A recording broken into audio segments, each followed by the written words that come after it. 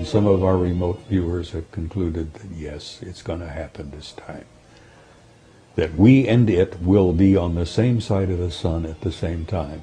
And if the remote viewer, and they're getting their information from ETs, from sources within the US government that tell me that yes, they are deeply concerned about it, and they're worried sick about it, and they don't know what to do about it.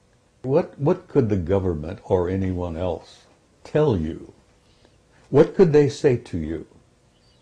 Would they tell you that grab your hat, dig a hole, hang on? He says, oh, it seems to be a rather nice planet, and we know about it, and all we need to do is name it. And then bless his heart, you know, he'd never had a heart problem, but within a year he was dead with a heart attack.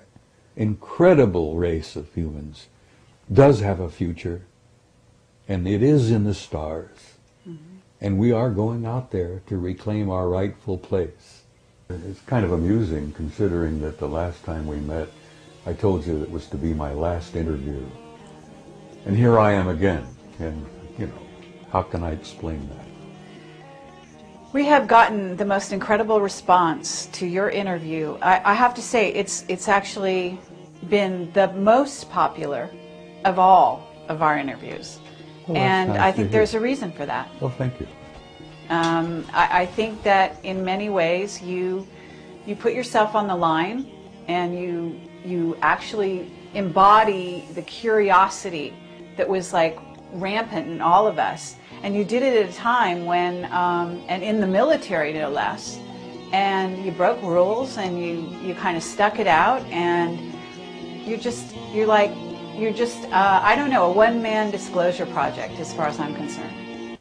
Well, thank you, Carrie. That's very kind of you to say that. But let me explain something. I was a normal human being for a big portion of my life. You know, I was a career military and no-nonsense kind. I wore a crew cut. When I learned what I learned in 1963, 64, 65, it changed my life. It changed my way of thinking, and I became obsessed with what I had learned. And over the years, I've learned so much more. And as I may have mentioned to you earlier, I learned a little bit. I wanted more. You know, talk about an addiction.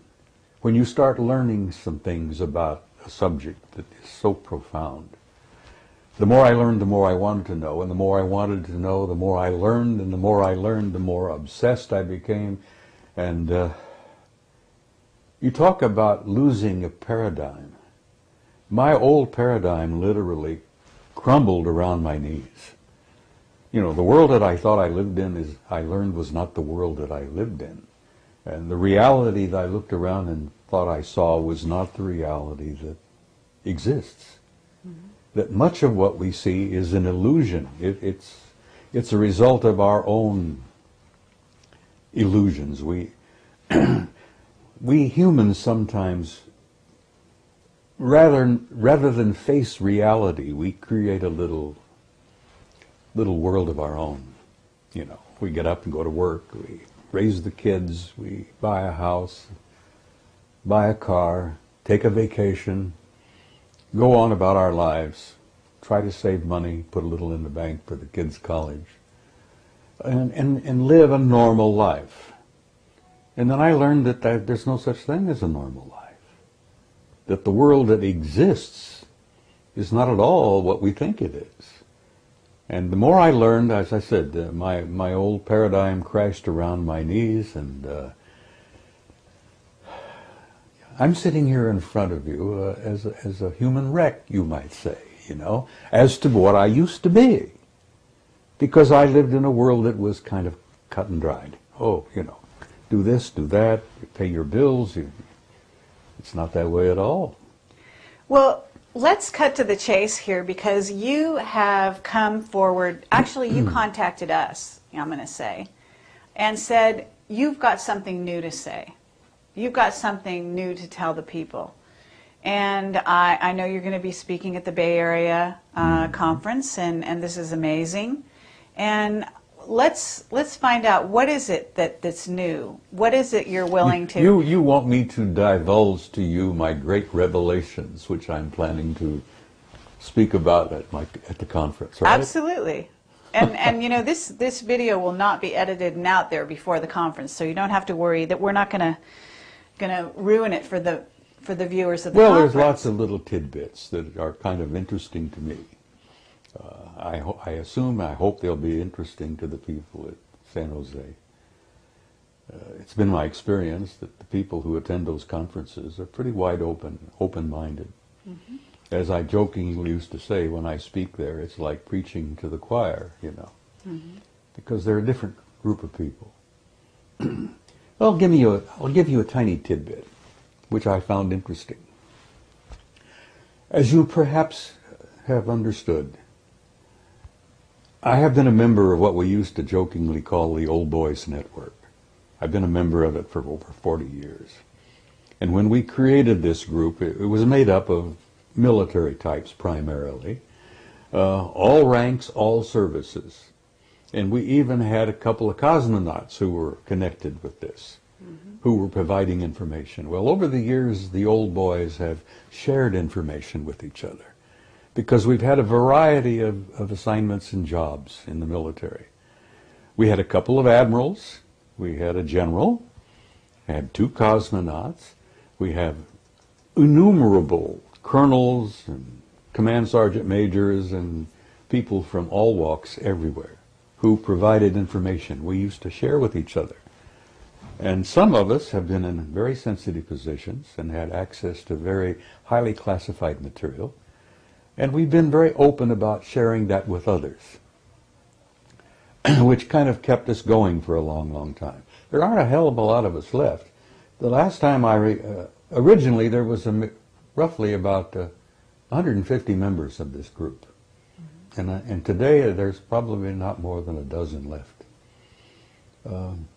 We lost a good one, you know. Graham Bethune died here about a year ago. And Graham was a retired Navy commander who was a dear man, who had some very sensitive information he used to share with others. But as I point out, we shared among ourselves.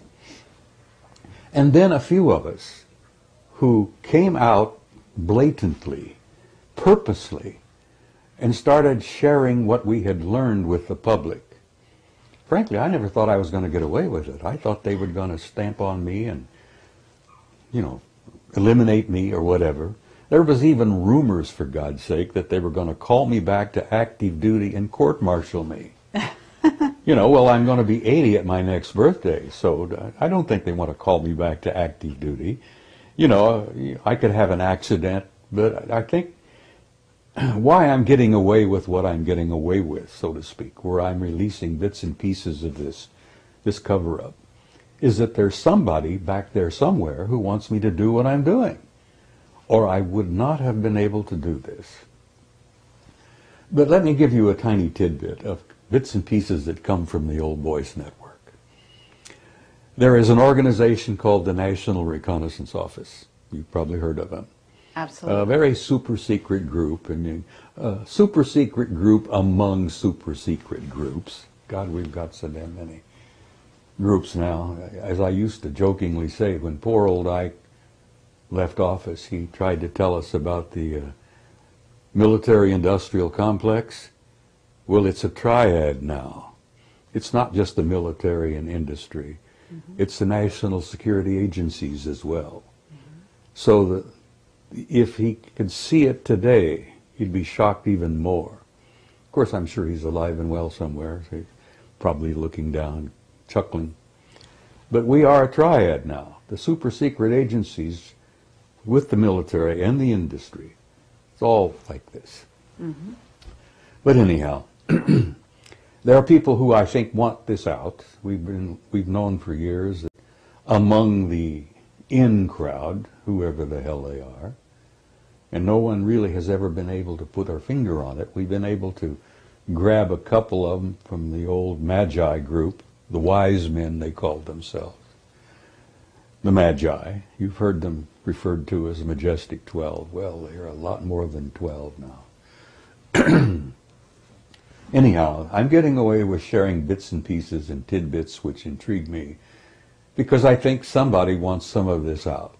But the story I was going to share with you is that in the National Reconnaissance Office, about, I guess, 4 or 5 years now, they had for a number of years a series of satellites called the Keyhole system. You've heard of it? Yes. Keyhole. Oh, it was super secret and probably the very best satellite system in the world. Mm-hmm. Well, they probably made it even better now. They could supposedly read a postage stamp from space.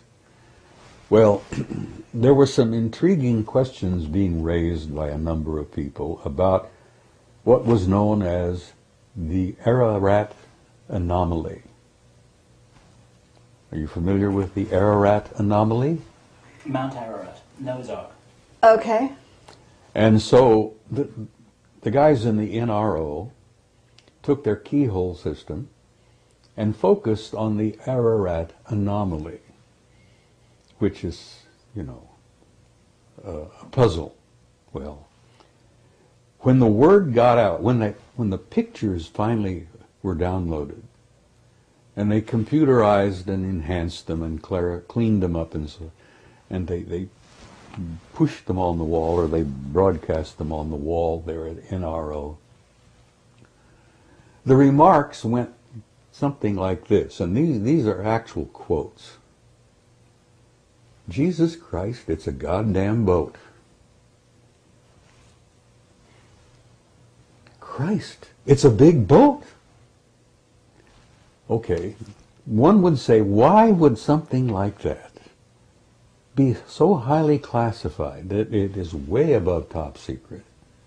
Why would the discovery of a boat on Mount Ararat be classified so high, far above, anything? Anyhow, the story comes out.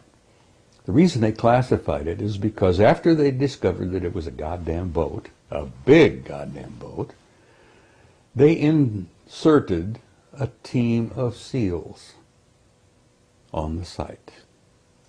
Yeah, that's a term that the military uses to put a bunch of guys on a scene. Right. Apparently they dropped them by aircraft. They parachuted down, a dozen of them or so. They inserted them onto the scene, and these guys spent several days in this goddamn boat. And then they extracted them by helicopters. And when they extracted them, the guys brought with them some anomalous artifacts, which have never been described or named. But those anomalous artifacts is what led to this whole thing being classified not only top secret, but way the hell above. And that's a little bit of information that's come out via the network of the old So are boys. you saying this is Noah's Ark? No one knows what it is. It was originally the Ararat anomaly. But then they discovered that it was a gigantic boat, apparently. But a boat built by humans. Well, it appears to be. Mm-hmm. It's essentially, from what they gathered, wood. Mm-hmm. But it's a work of genius, apparently. It was intricately put together. And it's really... And it survived all these years. Well, apparently. The question, how many years, When was the flood? The last rumor I had was 12,000 years ago. 10,500 BC. When are they saying? I mean, I'm sure you have a theory. Well, the religious implications of it, you see. Every ancient culture on the planet has a similar tradition about a flood. And I'm sure there were many Noahs, so to speak, wherever. But the idea that this particular thing is so theologically sensitive that some yo-yo back there at NRO decided to classify it, and then they sent the SEALs in, and the SEALs brought back artifacts. Well, there you are, you see. What could they have possibly found in this big wreck that is so sensitive? The question arises, I don't know the answer to that. Hopefully, if the old boy still stays alive a few years, we might find out.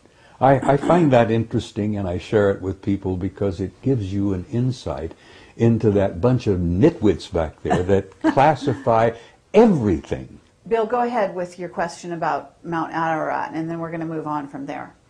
I think it was Charles Berlitz who wrote a book, now this is purely from memory, which was called The Great Ship of Noah. And he published a bunch of photographs. These photographs are on the internet, of something that looks like a ship on Ararat. And there are two versions of this from what I've heard. One is fairly low down, and which is an enormous thing that looks like a whole lot of ship's timbers. And there are persistent reports of another object that's much higher up, way above the snow line, quite close to the summit. And I wondered if you could say which of these, if either, has been picked up by the keyhole satellites and analysed, and when the seals were inserted, did they carbon date the wood? Oh, I'm sure they must have, but I haven't got any information on that. My guess is, Bill, that the seals were inserted on the one on toward the top, up above the snow line. That's the indication that I got, that that was the one that they went in, they landed, they dropped, they parachuted in. Spent a number of days up there, apparently.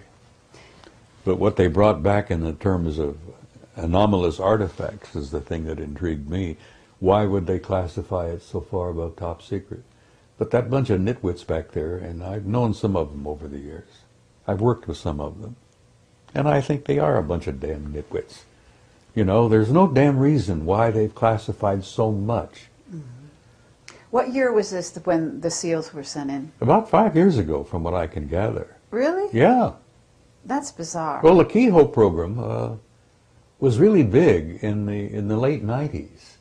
Now, I'm sure they've got satellite programs that are even better now. We've got civilian programs that are so damn good that the Department of Defense will often go to the civilian contractors and buy photographs taken by civilian satellites that are outstanding. So it leads you to suspect maybe how much better could be some of our DoD satellites. Right. You know, they have classified Lake Vostok. They took it away from JPL, who was monitoring it, and, you know, with satellites and all. You're familiar with Lake Vostok in Antarctica? No. Oh, no. Oh, God, that's a sensitive story in itself.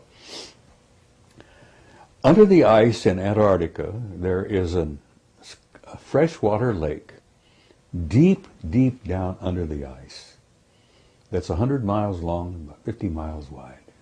Fresh water. The temperature in the damn lake is about 65 degrees, which is pleasant swimming, you might say. But at the end of Lake Vostok is what's known as a gigantic mass con, a mass concentration of metal, very similar to the mass cons they discovered on the moon. Gigantic circular-shaped metallic objects deep under the ice at the end of Lake Vostok. Highly classified. JPL had it. National Security Agency took it away from JPL. It's one of the most sensitive things in the world now as to what is the anomaly at the end of the lake, the mass concentration that is so easily picked up by satellites. Another top secret, you know? Mm-hmm. The common folk, you're not supposed to know that. Right. Why? Well, you can't handle it, you see. The implications of it are just too vast. Well, tell me this. Do the Chinese know it? Oh, I'm sure they do. As you may know, the Chinese now have gone into space in a big way. It never gets into the newspaper, but the last I heard, the Chinese have a satellite orbiting the moon, taking lots of pictures. Mm-hmm. Well, I'm hoping that the Chinese publish a lot of those pictures, because our own NASA people took many, many pictures. The Army took thousands of pictures under the Clementine project. Are you familiar with Clementine? I've heard of it. It was not a NASA program, it was an Army program, Department of Defense. They took thousands of pictures. They've only released a dozen or so. They took pictures all around the moon, backside, bottom, top, everywhere. Well, are you in touch with Richard Hoagland? I know Richard. He's a good friend. Okay. So you know some of his recent research? Ah, well, I read his recent book, which is dynamite. Uh-huh. Okay. So you know about the secret space program? Oh, yeah. And you know about the von Braun and the Nazis and what's been carried over to the U.S. Oh, honey, political it's bigger system? than that. Okay. Well, much bigger. But when I raised up Richard Hoagland's information and the stuff that he's bringing forward about von Braun, the Nazis, you know, paperclip, and you're saying it's much beyond that. So it where is. are we going with well, that? our original space program was all a product of the Nazi Party. Without von Braun and his crew and the paperclip program, I don't think we would have gotten to the moon when we did, or we certainly wouldn't have beaten the Russians. Because the Russians grabbed their crowd. They also went into Germany and grabbed a bunch of scientists. And then the Russians have a tremendous scientific program of their own. You know, they didn't need Nazi scientists. They would have eventually done it on their own anyhow.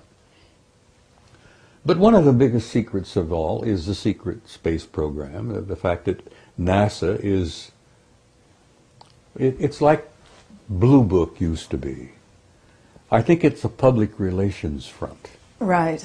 Yeah. Blue Book never handled the real good stuff. And everybody knew that, except the common folk out there, who were diddled regularly and never told the truth about anything. But the big secret seems to have been for so long is why are we keeping classified the enormous facilities on the moon? And they're not ours. Whose are they? Well, that's a good question. I can tell you flatly who they are. Okay. You familiar with the term Anunnaki? Absolutely. All right. Well, you really have to understand Zecharia Sitchin's work to really grasp where we stand today in relationship with this group of intelligences, and I'm not speaking of one, there are several. The last I heard, there were 4 different groups we were relating with. The Anunnaki are one, and there are others. Okay, this is very interesting. Can you describe the Anunnaki that first of all, have you had exposure to them face to face? Me? Yeah. Yes, I've met some face to face. Okay. Now, whether they were the Anunnaki, I don't know.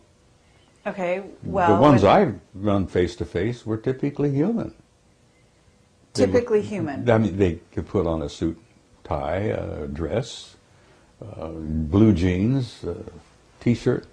Okay. Walk in our midst and you would never know. And they weren't 9 feet tall or higher? No. The ones I've met and the ones I've seen aboard the ships are not that big at all. They're just like us. So we're dealing with 4 different groups that I've concluded, my own personal view. Okay. Yeah, you might talk to Jim Sparks and he might tell you there are 8 or 10 or a dozen more. You know, I don't know. I can only tell you what little bit I've learned over the years. There are 4 different groups that I've encountered, and they're all humanoid. One group is completely human. And not all of the Anunnaki are 9 feet tall. They were human enough that we are related to them and they're related to us. And that lovely little story in chapter 6 of Genesis is quite true. They did indeed engineer the genes and chromosomes of an existing species on this planet. God knows how long ago. Sitchin says it was 200,000 years. The information I have learned indicates that one of the major tweaking took place about 60,000 years ago. That Homo sapiens sapiens was tweaked and genetically manipulated even more. So we're coming along slowly. Okay, so what 4 races? Let's name them, in your opinion. Well, there are the humans. Okay. Some people call them the Nordics. Then you have guys that are very pale and very tall and very broad, which some people refer to as the big whites. Okay. And then you have the little guys. The Greys, and then the Anunnaki. So those are the four you're familiar with. And not all of the Greys are an evolved species. Some of them appear to be what the term they used to use. They were an artificial life form. Androids. Yeah, they were humanoid androids, but they were constructed. They're laboratory products. And they often wondered why, in cases of crashes, where there were survivors, that some of them didn't come back and try to retrieve. And the story that came out among the military for many years was that they wrote them off. They went back and made more. Now there are some people who say, well, they don't have a soul.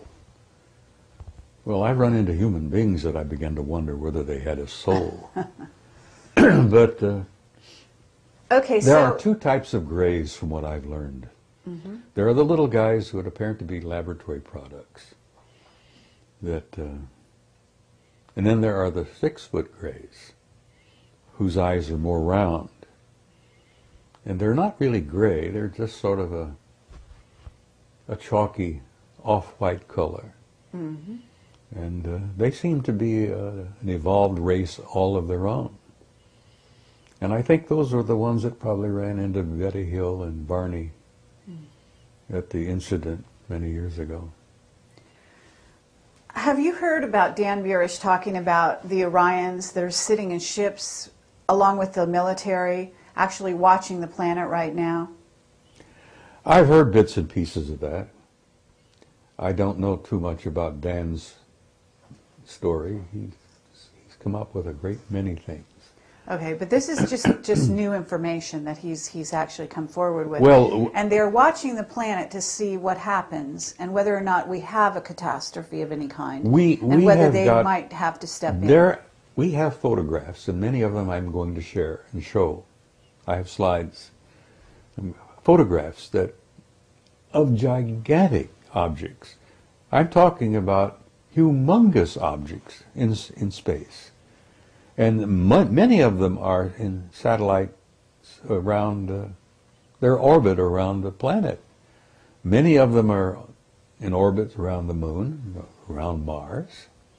I have a couple of pictures that I'm going to share that I got from a Soviet cosmonaut on what happened with the Phobos thing.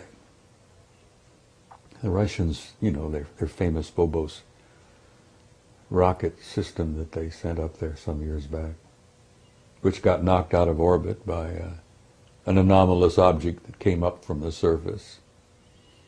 But it had taken a number of outstanding photographs before it was damaged and crashed. Okay, what will you called it an anomalous, I don't know, object that came up from the surface, meaning the surface of the Mars. moon? From Mars. our Earth. Yeah. Okay. No, the Phobos program was sent to Mars because they had hoped to land a lander on the satellite Phobos. There are two circling Mars, which are anomalous. Again, that fantastic word, anomalous. Astronomers consider them anomalous because, first of all, they're going in the wrong direction for a natural satellite, whatever that means.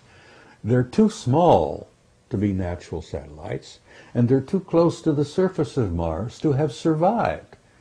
Because if they were natural, they would long ago have been brought down and sucked in by gravity and crashed.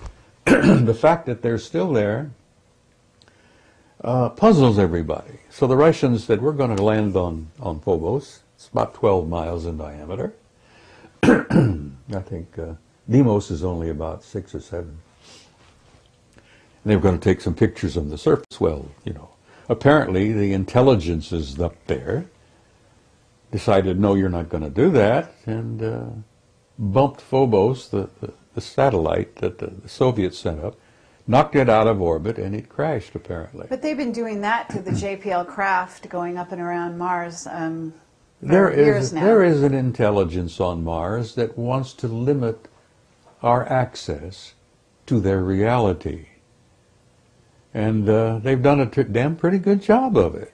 Well, our witness, Henry Deacon, and I don't know if you're familiar with him. I'm familiar with him. I don't know him well. Okay.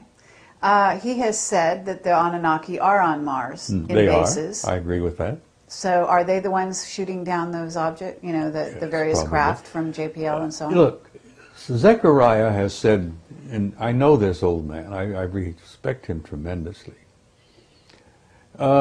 He says they never left. They withdrew overtly from their activities on the planet with us, but their activities have continued covertly, both on Earth, the Moon, and Mars. And from the knowledge I have and the limited amount of information I've been able to get, that the primary focus, the primary intelligence behind all of this are the Anunnaki.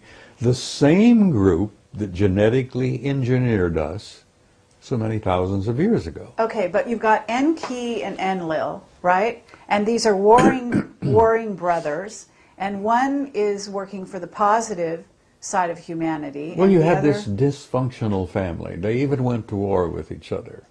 And man was in the middle, as he always has been.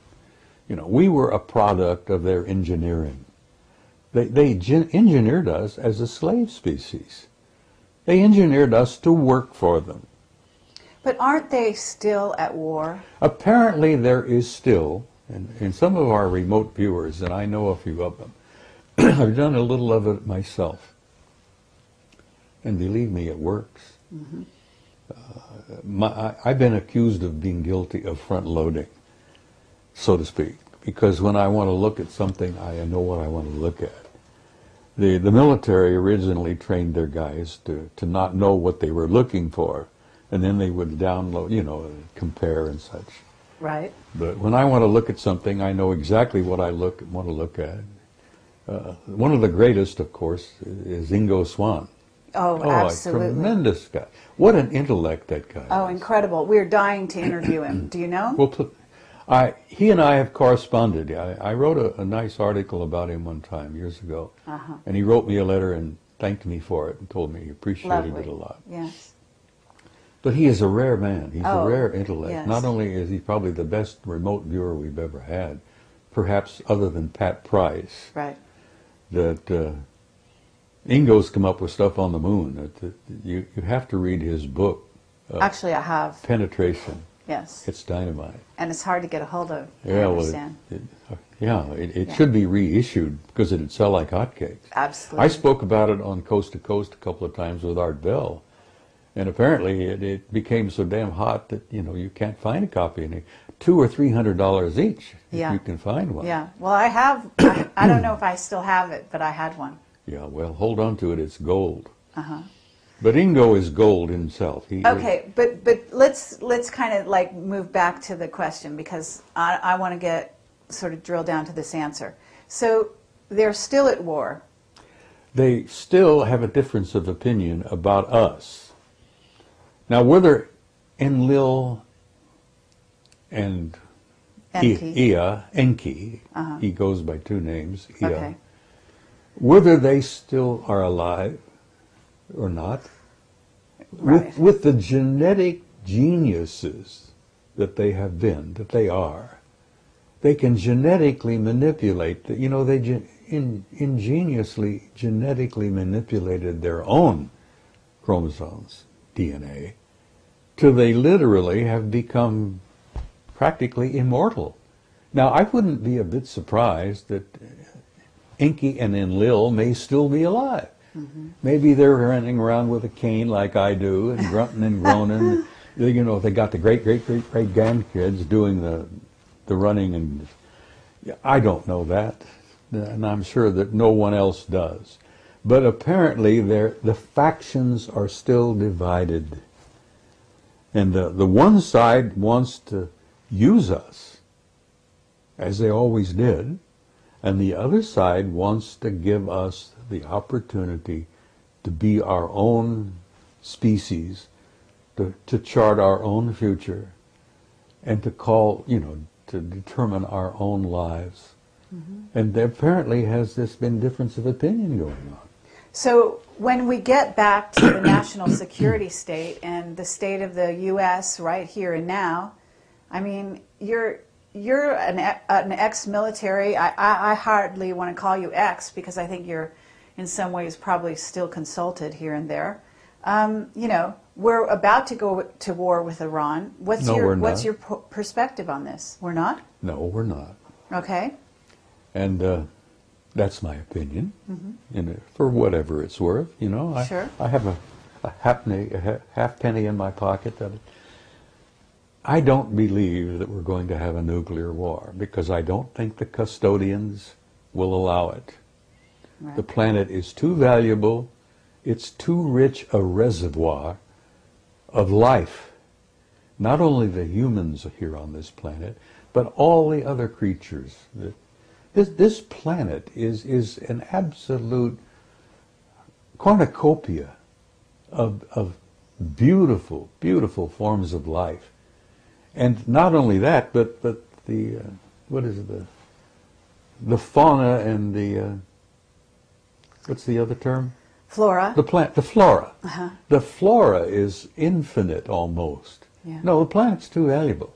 Okay. They've got a lot invested in planet Earth, and they're not about to let it go to a nuclear war because they have the power to see that it does not happen. And I want to tell you something else. You've heard this old rumor about the Prime Directive? Bullshit. It doesn't exist. Right. Okay. They have been interfering here, breaking the so-called Prime Directive over the centuries, so thousands of times. They have been interfering, according to our historical records, back to ancient Greece. They probably had a hand in that damn dust-up at Troy. They took sides. There were even rumors in Homer's reports that the gods themselves came down and took sides and played in the game. To them, it's a game. Right. Well, the Bhagavad Gita, if you're familiar with it, I mean, filled we're with going... it. The Vedas are filled with it, you see. Absolutely. Richard Thompson is a genius. He's written a book about it. Ah. Alien Identities, it's called. Okay, I'll take a look. Read it if you get a Yes, chance. I'd love Richard to. Thompson. Okay, now I'm going to change gears. He worked with Cremo on the... Oh, really? Yeah, they were jointly wrote that book on the hidden history of the human race. Oh, okay. Cremo and Thompson wrote that. Well, Richard wrote a book of his own called Alien Identities, and it's filled with Vedic facts, which you would enjoy. Yes. But the history's pretty clear. They've intervened over the centuries, again and again and again, wherever it seemed appropriate to their benefit on their behalf. And they've gotten in our wars. They've messed around in that whole mess. Okay, but what about Planet X? Oh, it's a reality. Yeah? Yeah. So what are they going to do about that? Well, apparently they are concerned about, you know the story, according to Sitchin and according to the Sumerians, it's a reality. Well, our astronomers apparently have concluded that it is indeed a reality. For almost a century, astronomers have been concerned and interested about what they called an intruder that seems to come and go from time to time, and they can measure it by the perturbations and the effects on other planets. They've known its existence for a long time, but they've never gone public about it. Well, in the early 80s, the JPL, the guys at Jet Propulsion, used to call it Jack Parsons Laboratory. Yes. Which I think is probably where the original JPL came from. Yes. Because Jack Parsons established it. Anyhow, they sent out a couple of Pioneers satellites back in '82 just to try to determine if there was some truth to it. And the Pioneers apparently came back with data which said not only yes, but hell yes. And the Pioneers concluded, the Pioneer satellite data concluded. So, wow, astronomers were troubled by that. Whew! Could this thing be real? And well, what did they do? They sent out what they called an infrared astronomical satellite. I think they called it IRAS, sending out, and this was done in '83. They sent the IRAS out, taking infrared pictures all around the ecliptic, above and below. And apparently IRAS got 2 giant positive responses that yes, the 12th planet, the 10th planet, however you want to call it, yes, it's real. And that's when the lid slammed down. So it's out there, it's on its way back in, right? According to the Sumerians in Sitchin, apparently it is. And if you're a student of history, as one of my majors, its last pass was 1600 BC. The Sumerians and Sitchin and all of those say it has an orbit of 3,600 years. Mm-hmm. So as like many of us, I count on my fingers and toes and figure out, well, 1600 BC, it has an orbit of 3,600 years. Wow! It's due. Well, apparently it is. So now, why are they keeping this a secret? Because you're an expert on secrets. Listen. Every time Nibiru would make a pass, it was not always devastating. Mm-hmm. It would depend on whether the planet Earth and Nibiru were on the same side of the sun at the same time. Mm-hmm. And if we were on the same side of the sun at the same time, all hell would break loose on planet Earth. Well, apparently the last pass triggered the explosion of Santorini. Thera, the volcano in the Mediterranean, in the Aegean Sea, blew its top, brought to a close the great, great Minoan civilization. Among other things, it affected Egypt. It's all in the records, apparently. There are even historians and theologians who say that Santorini's explosion is exactly what you're reading about when the plagues and all hit Egypt that allowed Moses to get the Israelites out. But if you look at 1600 BC and figuring that was a relatively recent pass, it's due now, and apparently the guys in the astronomical observatories know it. And that, again, is above top secret. Let me give you a tiny example. For a number of years ago, there were 2 brilliant guys working at the Naval Observatory in Washington. Tom Van Flandern is one who I hope you've interviewed. No, but yeah, please continue, and we'd love to do that. He's no longer with the Naval Observatory. The other one was the chief astronomer at the observatory, a brilliant man by the name of Robert Harrington. Right. And Harrington gave an interview to Zecharia Sitchin a number of years ago. I think it was 91 or so. Mm-hmm. Where he came right out and said, Dr. Sitchin, we are interested in this because it ties in perfectly with the work you've done on the Sumerians and the ancient planet Nibiru. He said, we found it, it's real, we have photographs of it, and he says from what we can put together, it's a rather nice planet. It's about 2.5 times the size of the Earth. Apparently it's heading toward the system, the center of the system. We've concluded about everything about it except that we haven't named it. And Zecharia spoke up and he says, it's already been named. He says, you simply call it Nibiru, as the Sumerians called it, the planet of the crossing. Mm-hmm. Well, Mrs. Sitchin and I were in agreement. I miss her. She died about a year ago. Mm. She was convinced that Robert Harrington had died because somebody bumped him off, because he had the courage to come out and give Zecharia this interview. I don't know whether you've seen it or not. It's on tape. No, I haven't seen it, but we interviewed Lucas Scantamburlo about this subject, and he's also talked about Robert Harrington. Yeah, well, Harrington gave the interview to Zechariah, and it's on a video called Are We Alone? And I think you can pick it up at the conference here next week. Okay. I have a copy, and I sent a copy to Neil Freer, who's a man you should interview. Okay, well, we're in touch with Neil. He's a very interesting guy. Oh, he's brilliant. He's a brilliant guy. He's brilliant.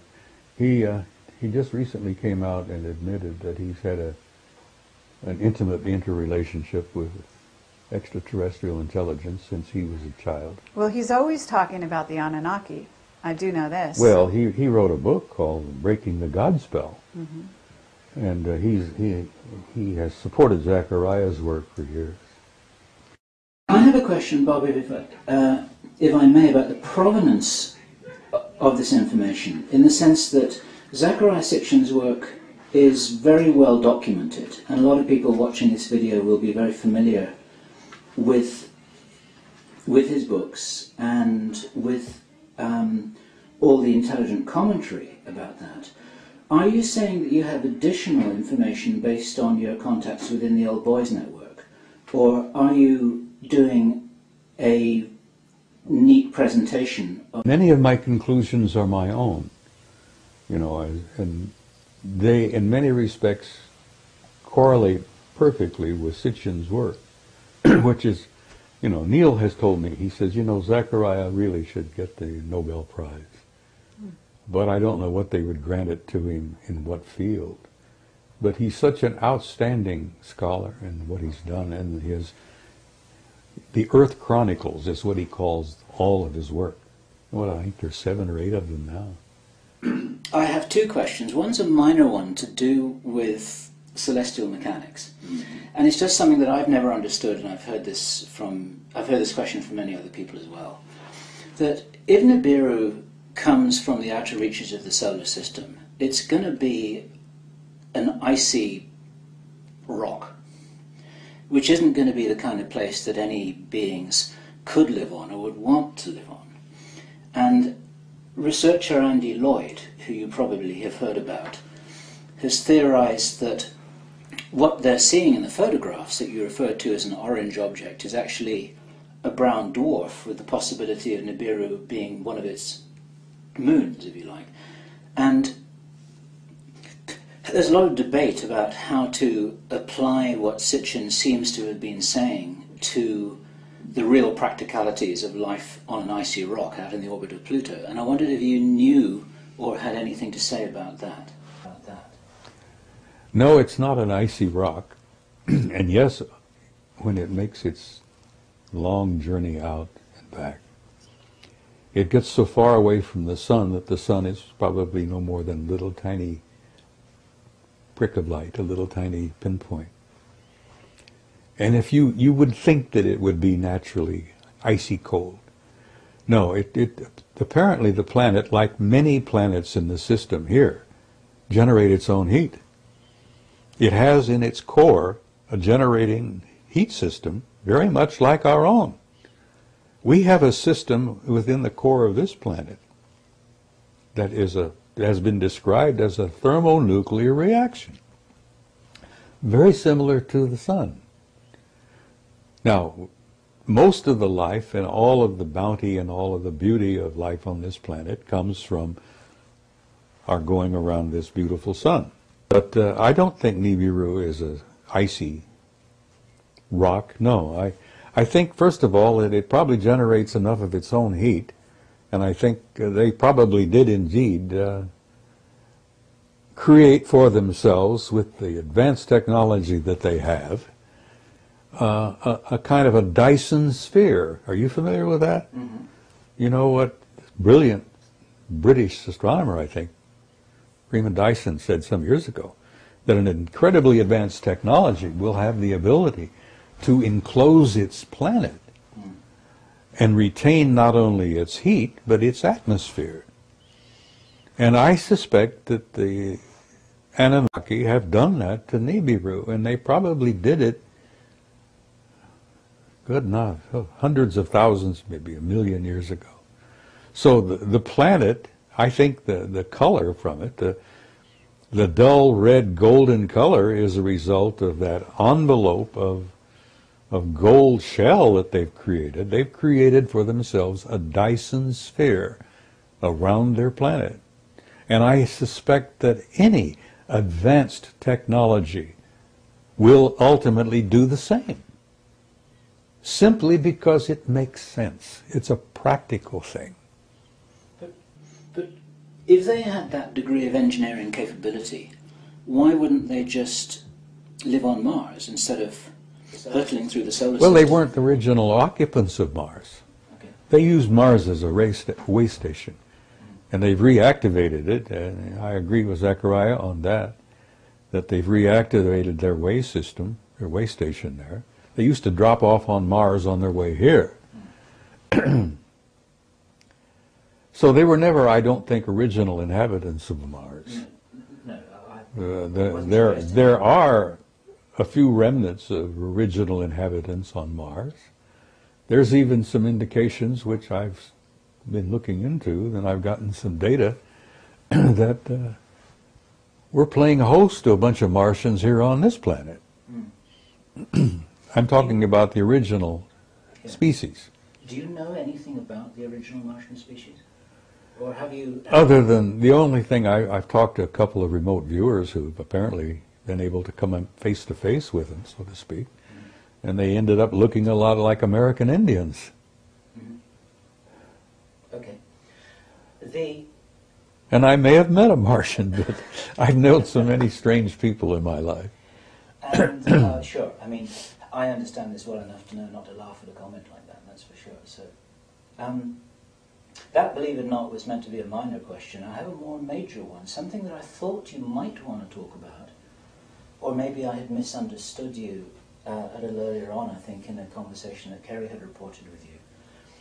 Some serious researchers, Linda Howell, Jim Mars, quite a lot of other people, are really suspecting that there may be a hoax alien invasion as a kind of major celestial 9/11 event in our sky. You're talking about a false flag kind of situation. Flag, yes. And if we were to pull that off, if any of our idiot nitwits back there think that they could pull that off, I think they'd make absolute damn fools of themselves, because I don't believe it would work.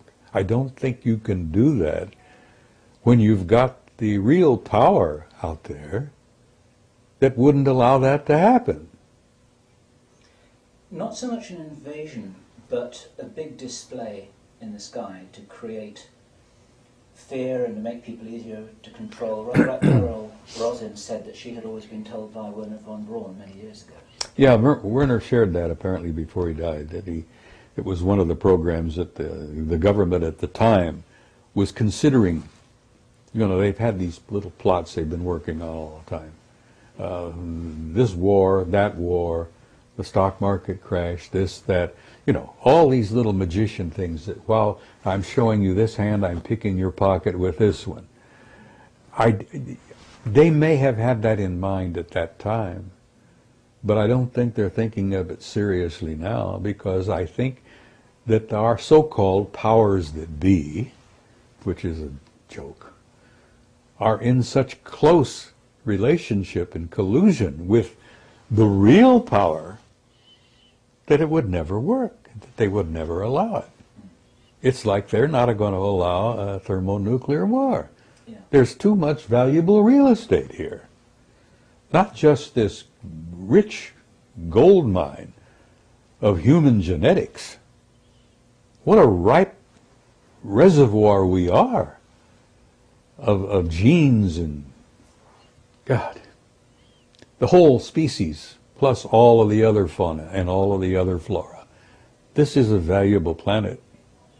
And they love it. They own it. We've never owned it. We just live on it. They farm us, so to speak. God. Charles Fort was right, to some degree. We are property. And we're going to remain property until we reach a point where we can literally stand up and say, all right, we're going to do this now ourselves, and prove it to the universe. We're dealing with a universe filled with life, and most of it is so far beyond our own. I used an analogy one time, and I said, they look upon us like we look upon headhunters in New Guinea. Now, you've seen the films, you know, History channels and all the rest. They're naked, they're running around with these stupid things on their penises and, you know, bones through their, whatever. Pathetic, sad, primitive, savages. They're not to be feared. They're not to be abused. They're to be nurtured and cared for. Well, the difference between some of them out there and us is the difference between us and these poor guys in New Guinea and those rainforests out there. Now, I joked about that, and then I learned later that that wasn't really a very accurate comparison. I learned later that I didn't even come close to an appropriate comparison. That the real comparison between many of them out there and us is closer to how we feel about the chimpanzee. And Bill, if you allow your mind to take those trips, and I know you do, there are creatures and life forms out there that are literally godlike. A lot of the remote viewers who've encountered them, and I've seen a few of them myself, look upon them as transcendentals. They manifest as living energy life forms, forms of light. They're the same kind that appeared when Jesus was walking around. Probably the same kind of guys that showed up with poor, Joseph Smith. I didn't know the history of the Mormon faith. Poor Joe had an event one time happening in his bedroom where two brilliant, beautiful, tall, glimmering, glistening beings of pure light appeared in his bedroom.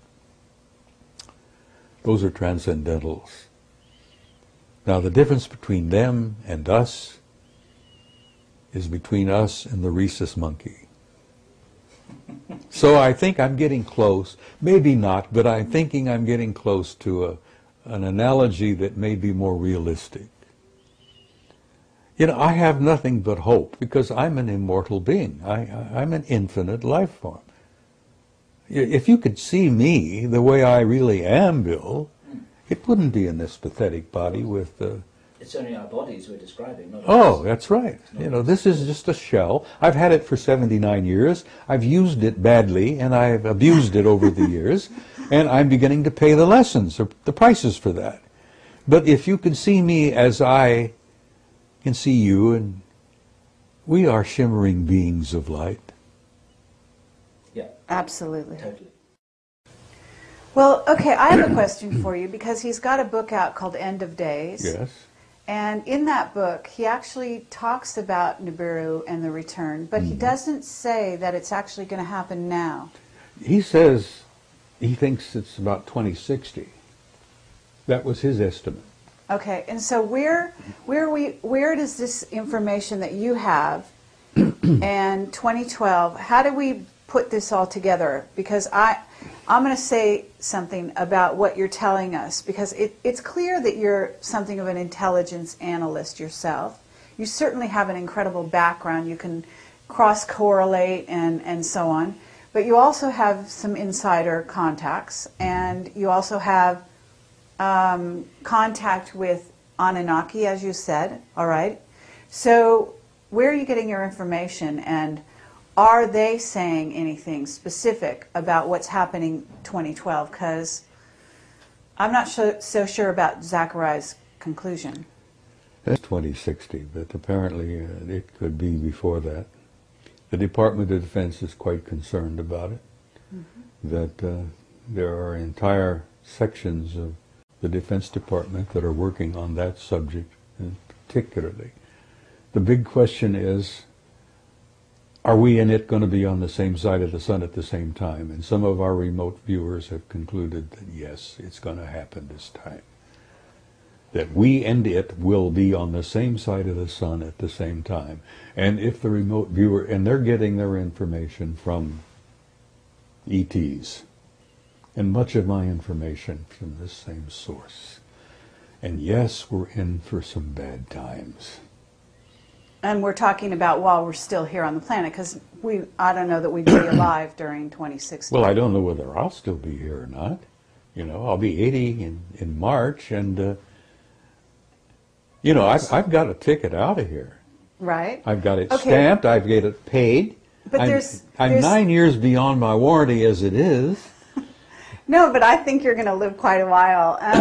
So we've got this interesting thing going on, and we have a huge crackdown on anything to do with Planet X. It's been made the laughing stock. It's an amazing thing. Really. Oh, the ridicule is. I think it supersedes even the ET ridicule. Oh, it does. It does. I think it's been so strong, and it actually has come, I would say, from the Vatican. Mm-hmm. So what are they so afraid of, number one? And number two, have you heard the theory that basically what has to happen is a protective shield is going to be put around the Earth such that this time it's actually not going to have the impact that it has in the past? I've heard that rumor in passing. And the technology exists to do that. Mm-hmm. What I have a suspicion is that much of what will transpire will be allowed to transpire. The Earth is not going to be destroyed, and the human race is not going to come to an end. But it is going to be a difficult period of time when it begins, and let me tell you, it has already begun. The reaction from the sun is a clear response to the presence of this other body. Now, this other body has already been photographed by telescopes in southern Chile and in New Zealand. I had asked Marcia to dig into her files. I had an article from a good friend who publishes a magazine in Rome.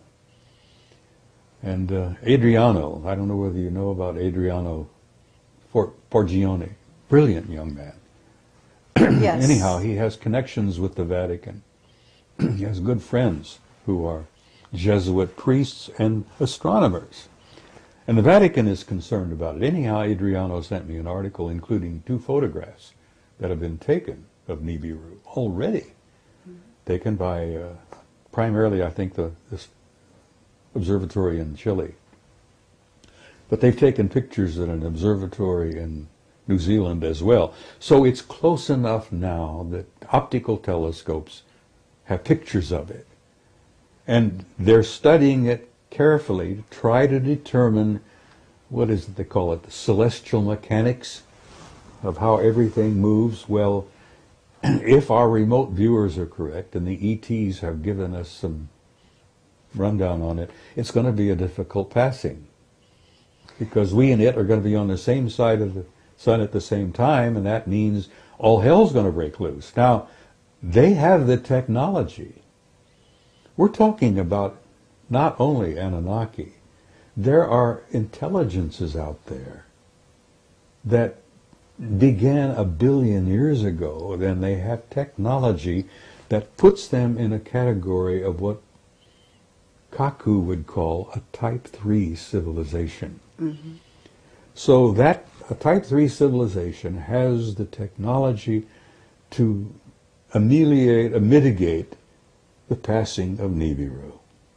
Now, whether they do that, as you say, put a protective shield around it, Nibiru has done that for itself. They have a protective shield around their planet, which is why in the photographs it comes out as kind of reddish gold. And apparently that's why they came here for the gold in the first place, because they were losing their atmosphere, and they needed to seed gold particles in their atmosphere to keep the atmosphere from, they go on a long trip out there. Okay, but the Anunnaki are here, you're saying, and yet the Anunnaki are supposedly on Nibiru as well, or what are you thinking, or what's your sources telling you about this? The civilization, the Anunnaki civilization, is on the planet.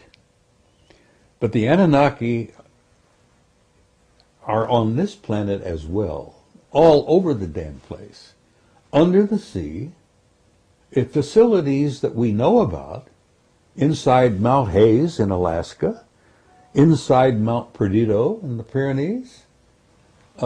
There's one right in the middle of Australia, which is near Alice Springs. And what's the facility out there? Pine Gap. Pine Gap, yes. Thank you, my friend. Pine Gap. And that happens to be the R&R facility, according to the remote viewers. What's R&R? I'm sorry. Rest and relaxation. That's what we used to call it in the military. The R&R facility for who? What, the Anunnaki? For the ET Really? and the Anunnakis, yes. Pine Gap. And they're dealing with human beings. They need rest and relaxation. But anyhow, the rumor is that Pine Gap is primarily an R&R facility. Have you been there? I've been to Australia. I haven't been to Pine Gap, no. Would you lie to me? Sometimes, maybe, but not right now, no. Okay. No, I haven't been to Pine Gap. A lot of my work has been a result of analyzing and sifting and evaluating the work of others. That's what an intelligence analyst does. Takes data from a variety of sources, but I have some information that I have been provided from sources within the U.S. government that tell me that yes, they are deeply concerned about it, and they're worried sick about it, and they don't know what to do about it, because we don't have the power to do a damn thing about it. Is the estimated date, as best you are given to understand by your sources, in the next few years, rather than Sitchin's estimate of 2060? Well, let me tell you something about, you're talking about 2012? I'm talking, well, there are some serious Planet X researchers who say that we'll see the thing next year, and the thing's going to start... I think you may see it next year, but I don't think you're going to have the hell breaking loose until maybe about 2020. You're going to have a build-up of factors. It's not going to happen all of a sudden, just like that. You're not going to go out the front door and all hell's breaking loose. You're going to see a series of events taking place involving our geologic structures. You're going to have increased volcanic activity. You're going to have increased sunspot activity. We're at a low right now. Mm-hmm. But you're going to see tremendous sunspot activity. You're going to see tremendous geologic activity. The ring of fire will probably erupt.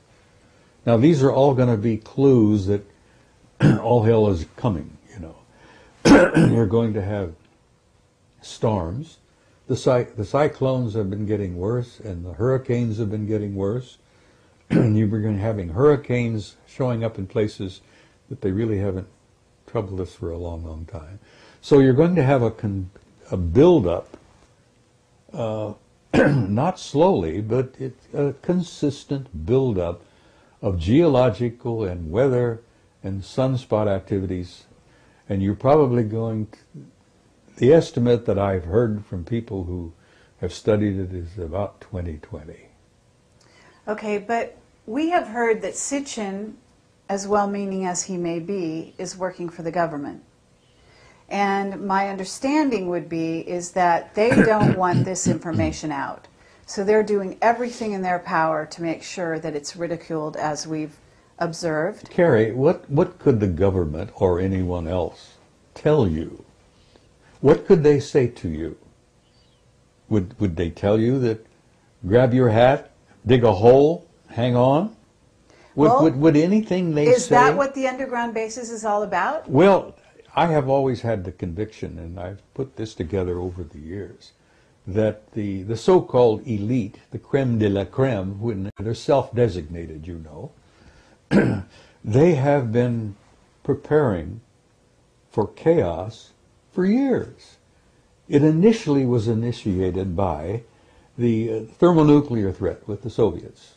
Underground, fallout shelters where we could go.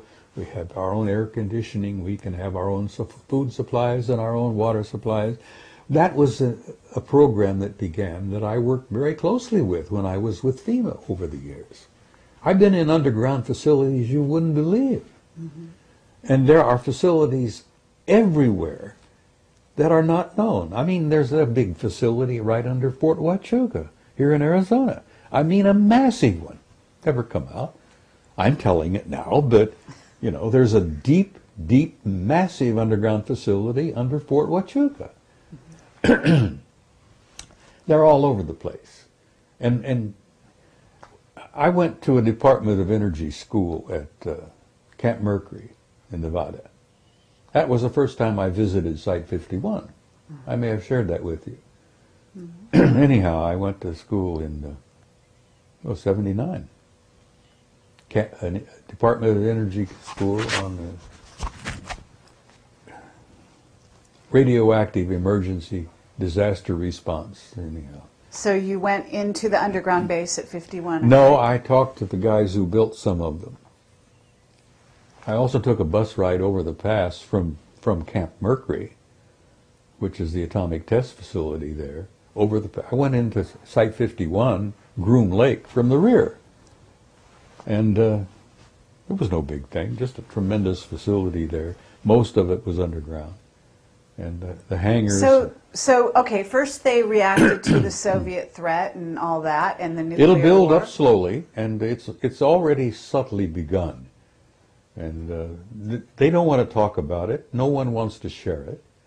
I mean, look, for God's sake, the lid they've kept on the reality of ET activity on the moon and Mars. Mm-hmm. Oh, with the ridicule factor and the lid coming down, and I think Mendelberg did lose his life because he said too much.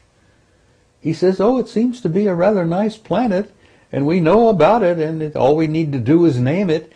And then, bless his heart, he had never had a heart problem, but within a year he was dead with a heart attack. When Ike met that crowd at Muroc, which is now Edwards, right, in 54, he met the Anunnaki. Mm. Poor Ike, not long after that, had a heart attack. Mm. It was more than he was able to deal with. The shock of that reality took a toll on him. Hmm. And that's one of the reasons why the Brookings report reached the conclusion it did. You can't tell those poor folks out there all this. They couldn't handle it. Well, BS, they can handle it. Damn, human beings can handle anything. I mean, I have to agree with you. We've gone through hell over the centuries. We could handle Attila the Hun and Adolf Hitler. We can handle anything. We've been designed to handle anything. We haven't been designed to live very long. But then again, there's another story there. Right. Where did you think that this tremendous outpouring of knowledge on the double helix, our RNA, our DNA, and all of that has been coming forth? Is there some connection with the fact that maybe we now have a relationship with the guys who originally designed us in the first place? Sure. Of course we have. We're now in the process of redesigning and engineering our own DNA. And we're being told how, we're being shown how. And thank God they're sharing it with us now, because the first time poor old Adama and Iwa wanted the knowledge, they threw him out of the garden, as it were, And that's another thing I want to talk about briefly in passing, is that there's no such thing as original sin. And that's a crock of manure that's been forced down your throats for thousands of years. There's no such thing as original sin. The human race never fell. It was pushed. And this species that you and I are a part of, this beautiful, wonderful, hopefully incredible race of humans, does have a future, and it is in the stars. And we are going out there to reclaim our rightful place, where we should have been in the first place. Okay, and this gets into the secret space program and terraforming, because there is some terraforming going on, preparing for what might happen if Nibiru comes through and if the Earth is in such a state. We're talking about terraforming Mars, maybe beyond. Have you heard things about this? Yes, terraforming is a fine art. It's been going on for millions of years. The Earth itself was terraformed. Right. You know, it was prepared. The garden was prepared for life. And then life was introduced and has been nurtured since, from the very beginning. Terraforming is a fine art, and some of those guys out there who've been around a billion years are pretty good at it. So, you see, I don't know whether they're planning to re-terraform us after Nibiru passes, or are they going to try to help alleviate the damage in the meantime? I would suspect that the latter. Maybe they are planning, through their engineering genius, and my God, the fact is that, you know, they've got artificially constructed objects in space in the rings of Saturn that are over 2,000 miles long. Spaceships, 2,000 miles long. I have pictures. I'll share next week. Okay, what about John Walson? You know, are you familiar with his pictures of the craft around the sun? I've heard of it, but I haven't seen them. Just wondering. We've got objects. I have photographs taken by Apollo 13 of alien ships 5 miles long, and I'm showing those over in San Jose. Wonderful. Now, those were taken by our own astronauts. Now, you get the guys on Apollo 13, and they're all, from what I understand, all 3 still alive. And you won't get a one of them to admit who snapped the shutter on that camera, but the film is there, and the negative number is there, the roll number is there, and there it is. NASA photograph of a 5-mile long artificial spaceship. Now, and that's small. Well, let's talk about the astronauts for a minute, because what's going on with Clark McClelland, and why is he having such a problem coming forward? I didn't know Clark was having a problem. He has a book that he's trying to write. He's penniless. He's had a terrible time. They don't want him to talk. No, they probably don't. Okay. And have you talked to the astronauts? What about Edgar Mitchell? Have you talked to Edgar Mitchell? I talked before he died with Gordon Cooper. I was on the phone a few times with Cooper. He even sent me a photograph of himself. I admired him because he was one of the mavericks who had the courage to come out and say what he had seen. I've known Ed Mitchell for some years. Every time I get a chance to see him, I chat with him, and I consider him a delightful man. He's very warm and terribly bright. Are they mind controlled? To some degree. Have their minds been wiped? Cooper never was. Okay. They never got to Gordon. And I don't think they got to Neil Armstrong either. But all of the rest of them, to some level, have been kind of, what's the word I'm looking for here?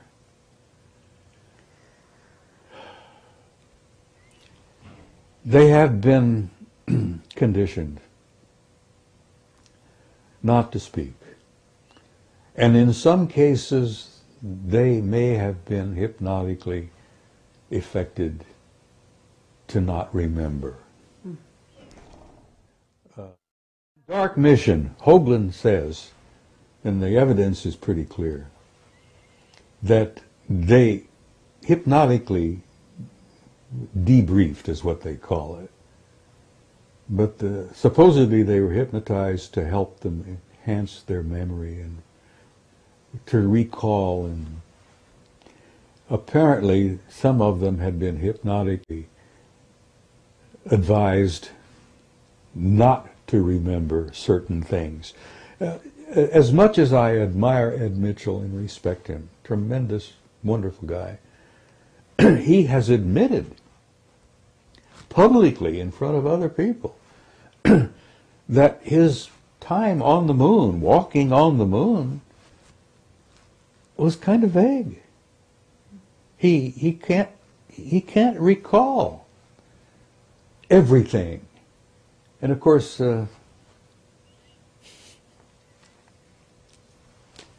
that's sad. I don't think they ever got to Neil Armstrong. Because when he got back, he left the program, said, "To hell with it, I'm out of here." He went back to Cincinnati and started teaching math at the university there.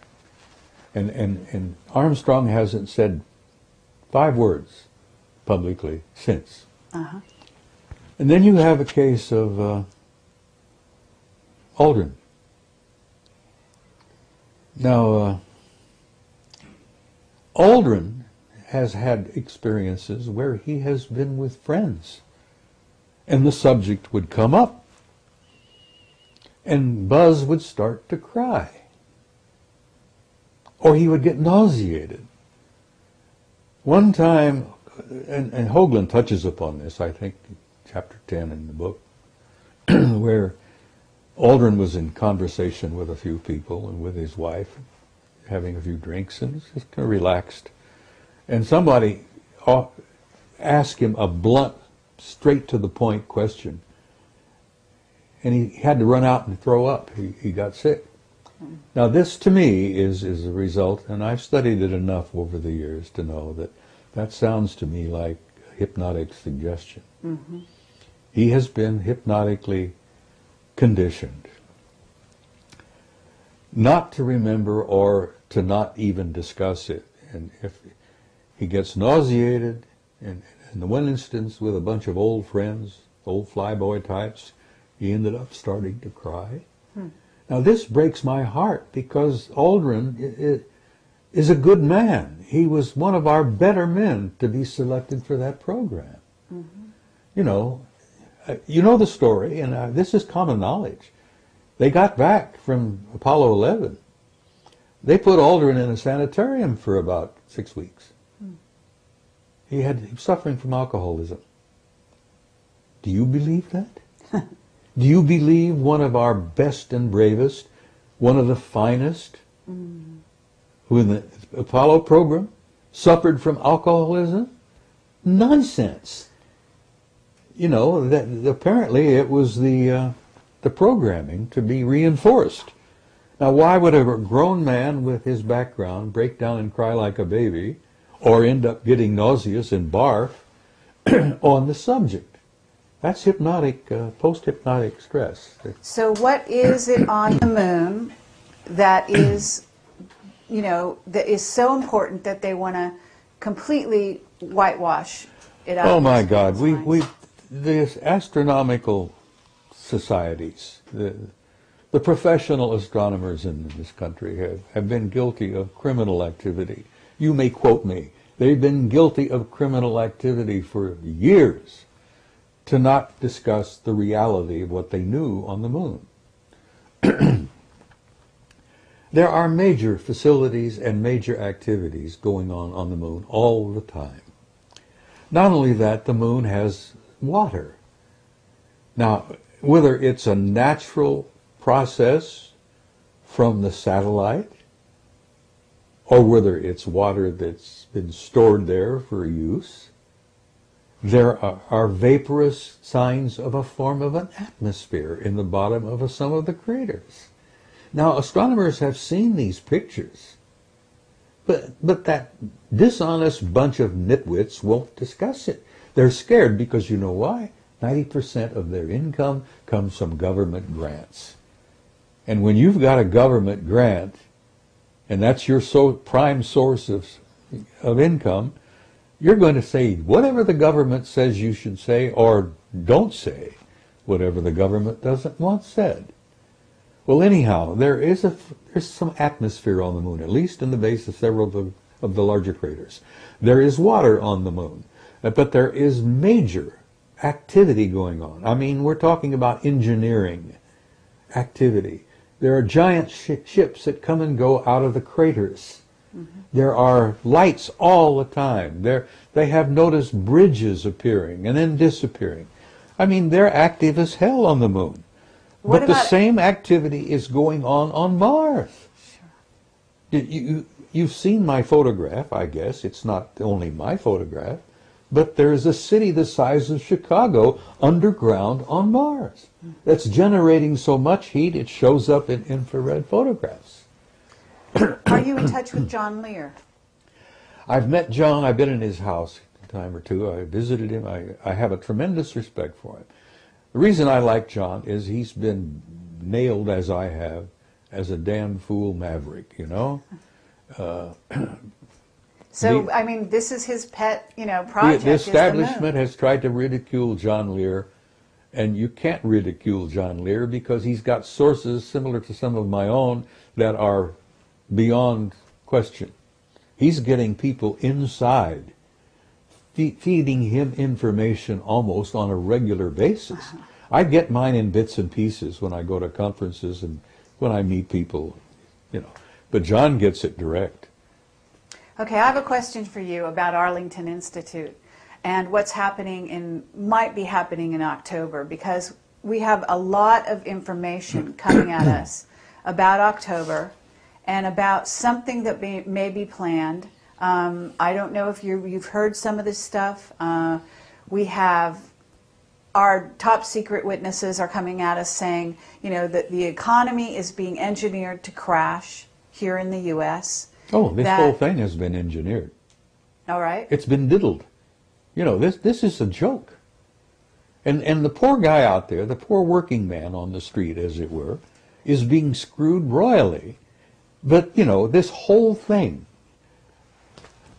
Carrie, I would almost come to a point that 90% of what you call reality are threats with the Russians, the Georgia invasion, the stock market collapse. All of this is all engineered. So tell us about it. So tell us about Georgia, because, to get back to, I know you know the guy who's head of, or was head of, the Arlington Institute. They are sending out a newsletter inviting people to tell them what dreams and visions they're having about October, because October has become such a hot month in tracking. There's something called Half Past Human. Have you heard of them? In passing, just they're doing, they do language. They track with web bots all over the internet, basically tracking where a language is going. They've been doing it since '98 with computers and so on, and they were able to chart, like before 9/11, this huge raise in consciousness, that some event was imminent. What they're getting from October is the same thing, only something even more long range in its effect. Well, I have a tremendous respect for John Peterson. He's brilliant. All right. I've known him so for if some years. Arlington Institute is suddenly asking for people's dreams and visions about October, why are they doing it? Marcia is more in touch with John now than I am. He's a computer person. I understand. I won't touch the damn thing because, as I told you earlier, I enjoy my privacy. And if you're on the World Wide Web, you don't have any privacy. Okay, so anyhow, I agree with you there. So, okay, but you know him, and here I'm just basically, you're saying this thing is engineered. So what happened in Georgia? What do you know about it? Oh, it was all engineered. Okay, so the Russians, were tipped off. The president of Georgia did what he did just to lure the Russians in. Right. And he went in. The Russians could not have ignored him, for God's sake. He invaded one of their little, So what's the purpose behind it, though? We know what happened, but why?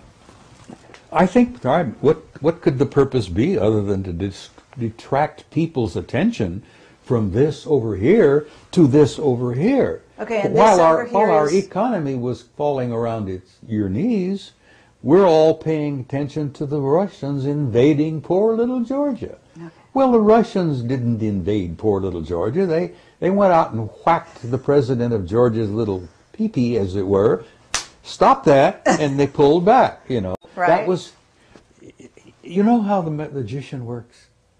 He gets you in front of his, you know, he's Very got, good, and yes. he's doing this with this hand while he's picking your pocket with this one. That's right. And that's what the government is doing. And when I say government, it's not the government you think you got. Mm-hmm. It's not the, you know, God, that's all a facade in itself. Mm-hmm. The government we've got is probably being totally run by the Anunnaki. Because there is a power beyond power that's pulling the strings. Right. They call them the Illuminati, but there are guys above the Illuminati that are really in power. Okay, but we're told the Vatican is behind a lot of it, and that, in other words, the Vatican is behind what's going on in the U.S., that there's a plan, and you've got the Anunnaki. This is not a positive plan, okay, to take down the U.S., Well, they think it is. Do you think it is? Their ultimate idea is, yes, a positive idea. Okay, what is it? A one-world government. Oh, right. Absolutely. Of course that's what they want. Right. And they're going to have it eventually. Absolutely. Now, you can have a positive one, But the growing government, pains, right? the growing pains that we go through before we get there, it's going to be pretty horrendous. Not only are we going to have to put up with this crap with Nibiru, which is a real thing, but this growing process that we're going through to end up eventually with a one-world government is going to be painful as hell. And there's going to be a lot of blood on the streets before it's over with. Sadly enough, that's in my opinion a fact. And that's being manipulated from a very high level. Okay, but we have white hats in the U.S. government that are actually trying to prevent this, are they not? We have some good men and good women who are well aware of what's taking place and what's transpiring, and they're trying to modify, ameliorate, is that the right word? To make this growth pain as painless as possible. They're trying to not have as much blood as it might take. Growth from adolescence as a species and as a society is somewhat like the painful growth of an adolescent kid, 13 years old, who's trying to grow up. Do you remember when you went through that? It was Sure. not fun time. Absolutely. So, okay, but let's get down to the nuts and bolts. The stock market is crashing. You need to invest in gold and silver if you want to stay The stock market alive. was rotten to its core. Absolutely. But are you telling people to leave, to go to South America? What's your advice? I'm telling people that you're in for some difficult times. And I say this in my presentations. I jokingly look at them and say, you're all doomed. There's not a one of you that's going to be around 100 years from now. You're doomed. So to hell with it. Enjoy the ride.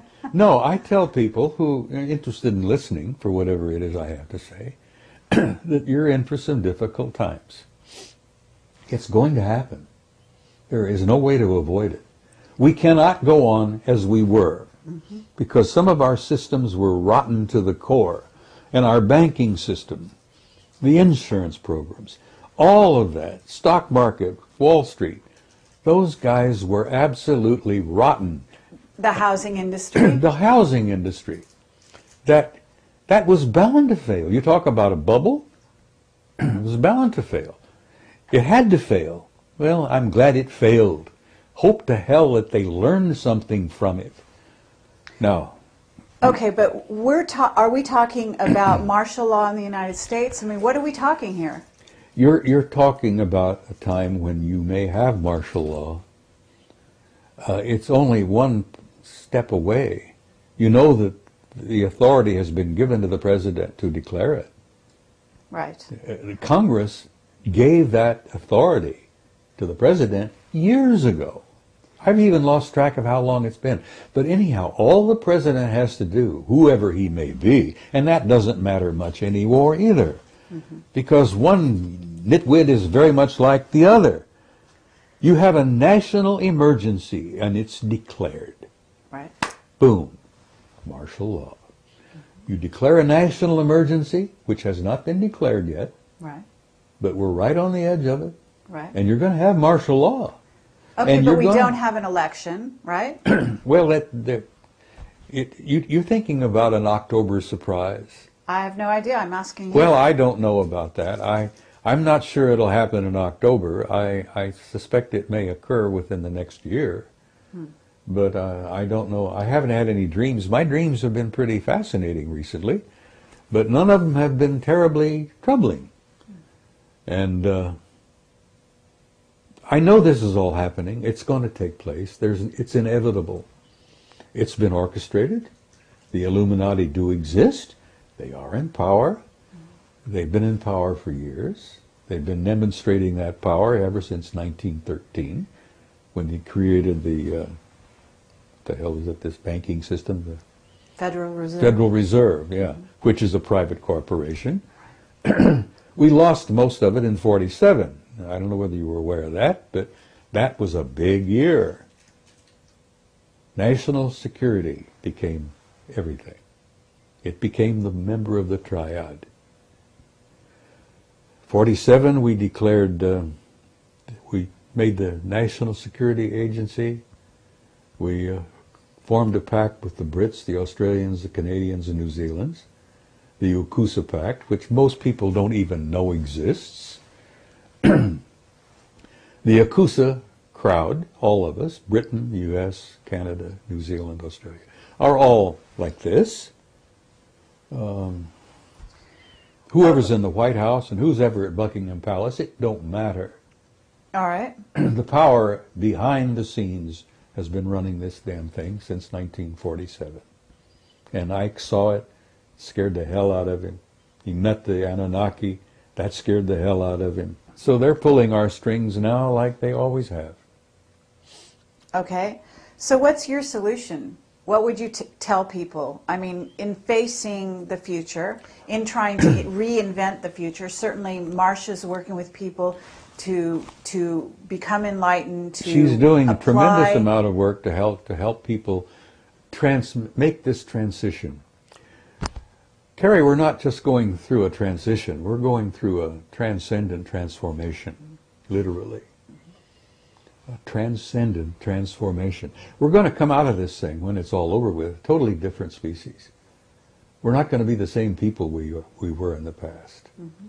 And that's good. And it's going to hurt, and it's going to be painful. And I tell people, and I've said this repeatedly, don't get too uptight about it. You've been through hell before, you're going to through a bit of it again. But once it's over, once you've made that transition, we're going to have, hopefully, a new world, a new future, a new beginning. And I think that's the end of the great year that we're going through. We're going through the end of a 26,000-year cycle. And I tell you, 2012 don't matter. First of all, Christ was born 7 years before. And this is a fact. And if you don't believe me, get Sir Lawrence Gardner, who's probably one of the best historians we've got working today. Lawrence Gardner's got the facts. Jesus was born in 7 BC on the 1st of March. Now, if you want to count from his birth, like we supposedly have been doing, add 7 years to 2008. You end up with 2015. That's pretty close to what 20... So you're saying we're actually in the year 2015 now? No, we're in the year 2015 right now. Right. So Yes. that means that Nibiru, when you say it's coming in 2020, is actually due in about 5 years. Probably. So we're looking at 2013 by our calendar. Well, no later than 2017. I'll throw 2017 out, Okay. and you can take that to the bank.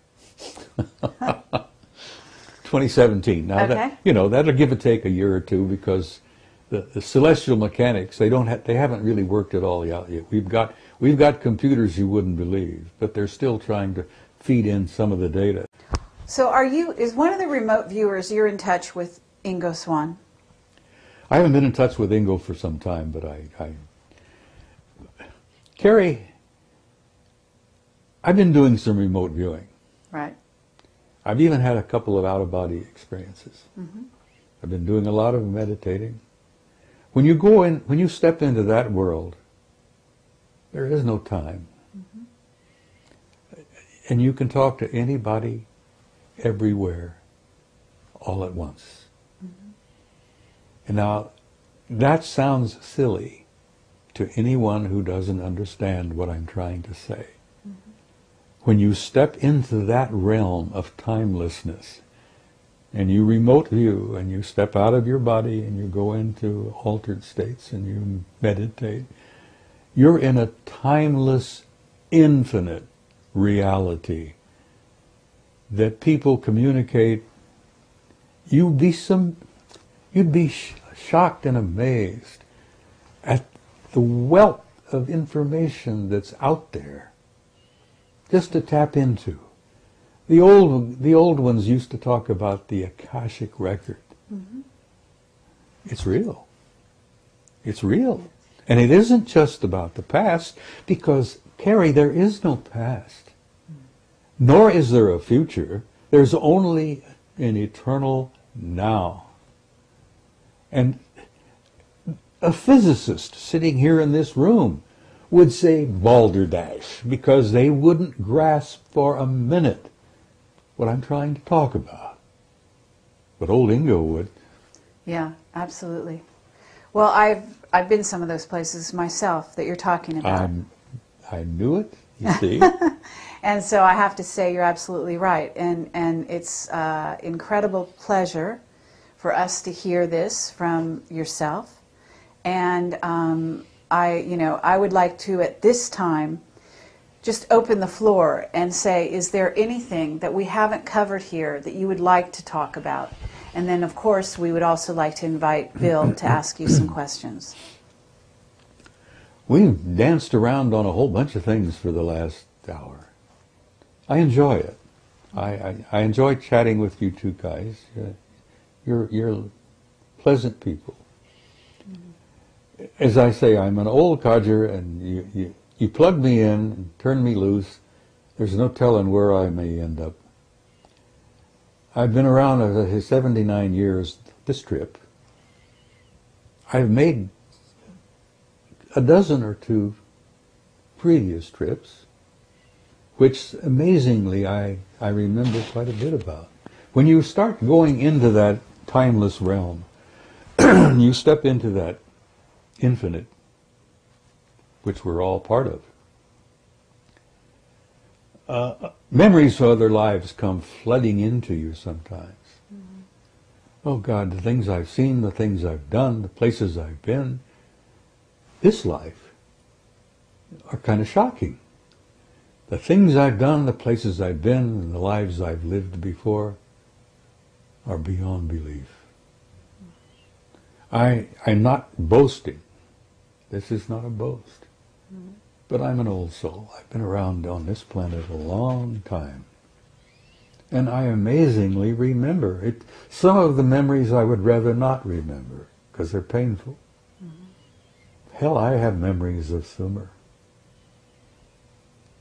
I knew the Anunnaki back then. Worked with them.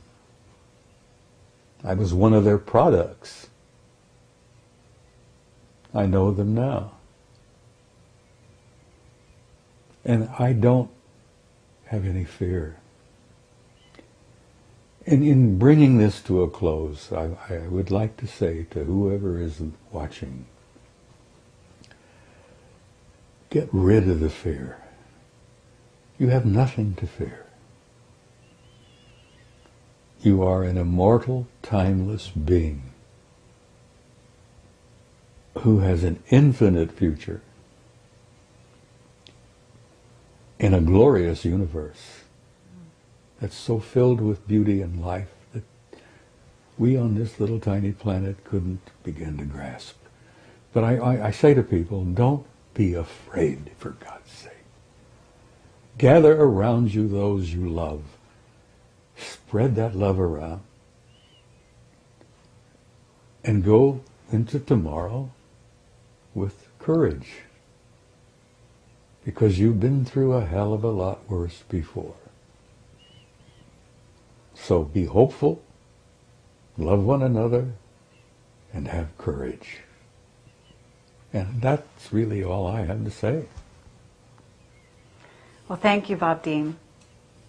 It's really an honor and a pleasure. Thank you, Carrie Cassidy. I enjoyed every minute of it.